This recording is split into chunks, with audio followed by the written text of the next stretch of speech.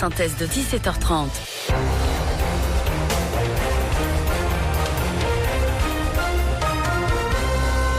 Martin Choc avec vous, bonjour à toutes et à tous. Une délégation américaine en visite dans les locaux du futur consulat général américain à Dakhla. Le secrétaire d'État adjoint américain au Proche-Orient et à l'Afrique du Nord, David Schenker, et l'ambassadeur américain David Fisher se sont rendus sur place en compagnie du ministre marocain des Affaires étrangères Nasser Bourita.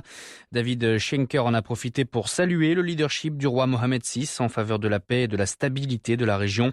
Il s'est par ailleurs félicité d'avancées sans précédent des relations entre les deux pays depuis l'entretien téléphonique entre Donald Trump et le souverain marocain actant la reconnaissance américaine de la souveraineté du Maroc sur le Sahara. Le président algérien à nouveau hospitalisé en Allemagne, Abdelmadjid Tebboune doit soigner des complications à un pied suite à sa récente contamination au Covid-19. Nouveau départ seulement 2 semaines après son retour alors qu'il avait été hospitalisé pendant 2 mois. On ne sait pas combien de temps doit durer cette seconde hospitalisation. La télévision nationale a diffusé des images du chef de l'État à l'aéroport militaire de Boufarik, près d'Alger.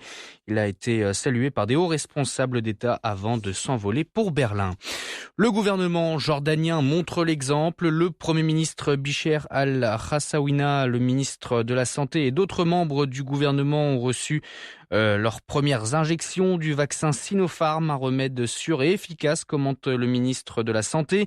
La première livraison du sérum chinois est arrivée la nuit dernière pour un début de campagne vaccinale prévu mercredi prochain. Amman attend également des doses du duo Pfizer-BioNTech. Un policier tué dans une manifestation anti-pouvoir en Irak à Nasiriyah, bastion de la contestation depuis fin 2019. Le policier a été touché par balle à la tête alors que l'armée tentait de disperser la foule. Une trentaine de membres des forces de l'ordre ont été blessés, des manifestants également. La contestation qui a repris vendredi dernier pour réclamer un changement de régime, des emplois et la fin de la corruption. Et puis enfin, pas une minute à perdre en Espagne. Les déneigeuses et saleuses s'activent dans le centre du pays et notamment à Madrid pour déblayer les routes. Après les fortes chutes de neige des derniers jours, il faut faire vite pour que la neige accumulée ne se transforme pas en glace. L'enjeu est de permettre un accès aux hôpitaux, toujours sous pression des patients Covid.